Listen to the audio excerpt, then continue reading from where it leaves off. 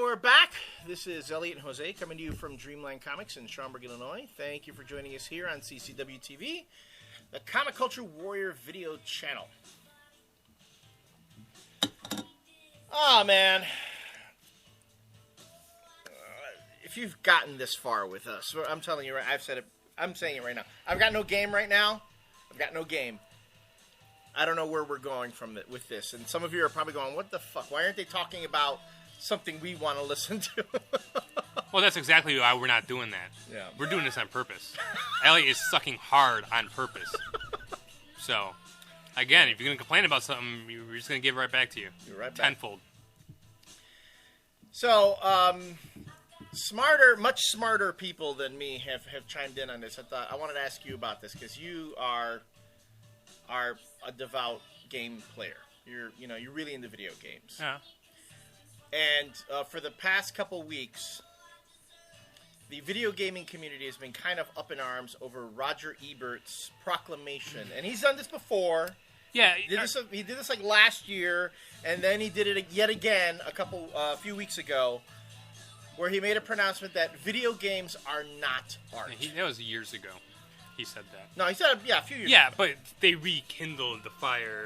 Well, he did.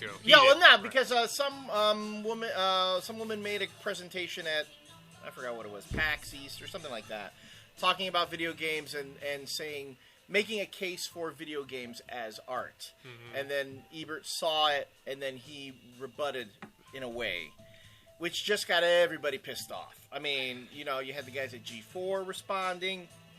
Mind you, one of the guys at G4 actually agreed with Ebert. The Penny Arcade guys got really pissed off and did a couple cartoons about it and even responded about it on their channel, on their website. Yeah. And it just, to me, the thing that I didn't get was, why does anybody care?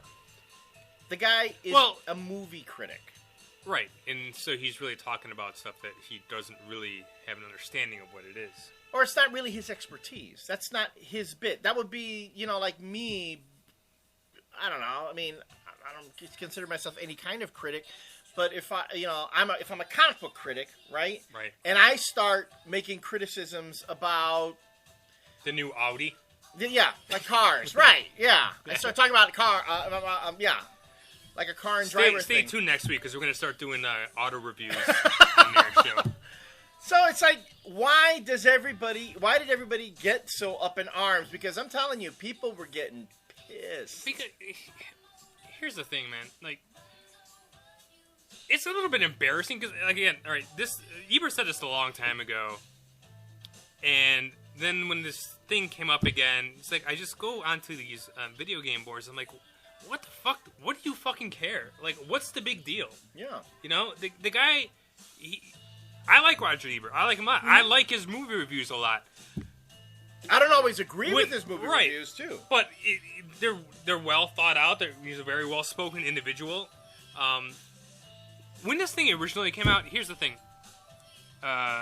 When this originally came out years ago, one of the most popular video game creators, if not in Japan, most popular, one of the most, probably not, Miyamoto's probably bigger, but Hideo Kojima, the creator of Metal Gear Solid, after he read Ebert's thing, Kojima actually came out and agreed with him 100% that video games are not art.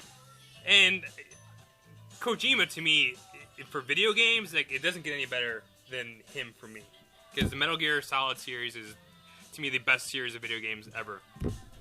And so when someone of prestige of Kojima comes out and says that he agrees with the Ebert, it's just like there is some validity to Ebert's claims. And I can him and haw all day about like, oh, I think that they are, that I think that they're not. There are some games that I think artistically can be considered art when you look at it artistically.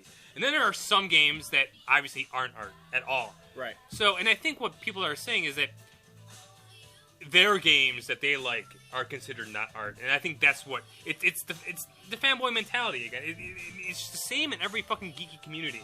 It's just like you have the Marvel fanboys. To me, the people who are bitching about Roger Ebert not liking it are the same people who bitch when we fucking hate Marvel books. Marvel Zombies and these people who were hating on Roger Ebert, the same group of people, just in a different genre. Actually, Completely. and people hated Ebert because he hated Kick-Ass. He gave it like 1 star. Yeah, I know. And then when Harry Knowles, did you see that shit that No, I didn't he see actually posted on Ebert's like review, Yeah. talking to Ebert like he doesn't know anything about like belittling Roger Ebert? Fuck that, man. Like really, Harry Knowles belittling Roger Ebert. That is some sad fucking shit right there. Talking to the guy, one of the most esteemed movie critics ever, probably. Yeah. And you're gonna talk shit? Yeah, so that started the whole fanboy flame war on Roger Ebert's thing when Knowles got on there. Yeah, fanboys suck, and we've said it many, many times. And this is just one of the many reasons why they do. Because they take things to the extreme so much. And this is why we can't have nice things. And the fanboys. And that was exactly what Geek Girl Diva, what she titled her. She titled that "Why Geeks Can't Have Nice Things." The column. I didn't even read that column. The column that I referenced. Great in the minds think opening alike, segment. apparently. Yeah. So Geek Girl Diva is kind of sweet. To me, I mean, even Ebert himself said it. Why does everybody? He said himself. Why is everyone so concerned about what he thinks? I know. That if you want to enjoy video games, by all means enjoy them. But he doesn't care for them. He will never play them, and there's nothing you can tell him to convince him that they're art. Why does it matter? Why does it matter? Because people need some kind of thing. It is a generational thing because I think people today, like kids today, need some kind of vilification from an outside source. Vilification or validation. Because they got the vilification. Yeah. No, they need validation that it's okay to like the things that they do. Right. And when somebody comes in and says, no, that's not, we don't like that.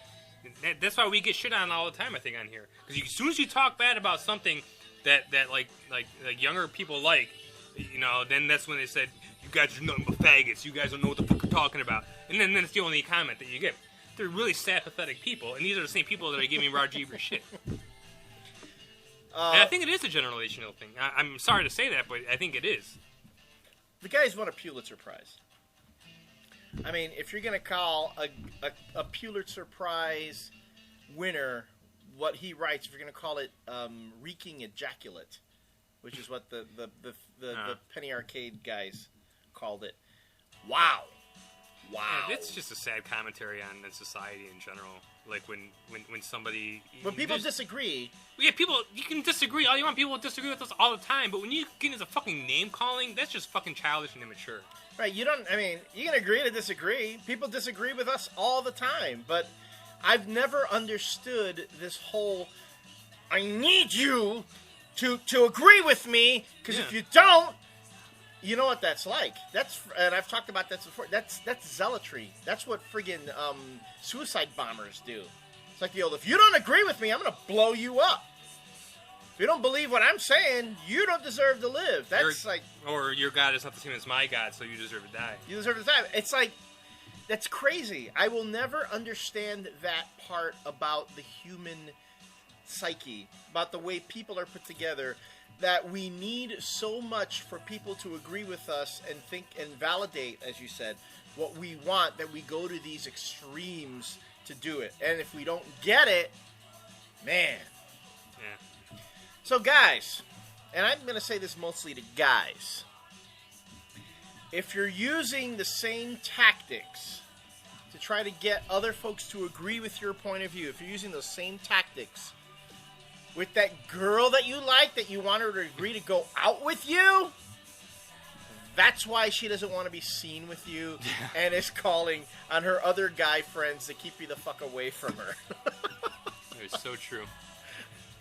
Because there's something about the psyche of some fanboys. They can't handle it. And gamers. It's all together. Well, I hate to speak in broad generalizations, and this is something I know I'm painting with a broad brusher, but with Geek to Me and a lot of the gaming stuff I've been getting involved in, I've got to say, gamer guys are worse than fanboys. They are some of the most misogynistic. And I'm not saying the adults. I'm talking about these 12-year-old, 13-year-old You're talking about kids. 95% of the people on Xbox Live.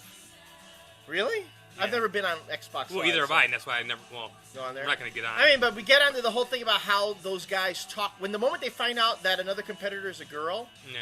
I mean, next thing you know, it's like streaming sexist, misogynistic invectives. Wow. And just stuff that you wouldn't say to a person's face. Well, but I think that this, again, going back to the generalization or generational thing, is that people don't know how to behave in society anymore because they don't interact with society anymore.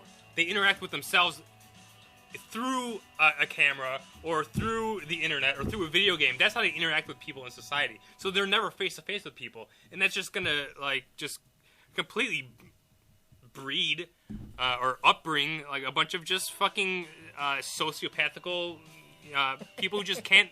No, seriously, who just don't know how to behave around people. It's society is not going to be the same in 50 years from now. I mean, think about it. God, I hope I'm dead by then. I do too. Some of the stuff that goes on. So man, we are getting really preachy in these videos. We have been. I love it. But we're not terribly, and we're not very positive too. We've been very negative. Yeah, I think like that part, I think this video is going to get like 3 views because no one's going to watch it after this. They're fucking not doing reviews again for 3 episodes in a row. What the hell's going on here? And I have no idea what's going to happen in Last Rants, so I guess you'll have to come back and see for yourself. We should just post all 3 videos in one big video, like one 60-minute video. That would be awesome. When you get into the reviews, We'll be back. That would be awesome.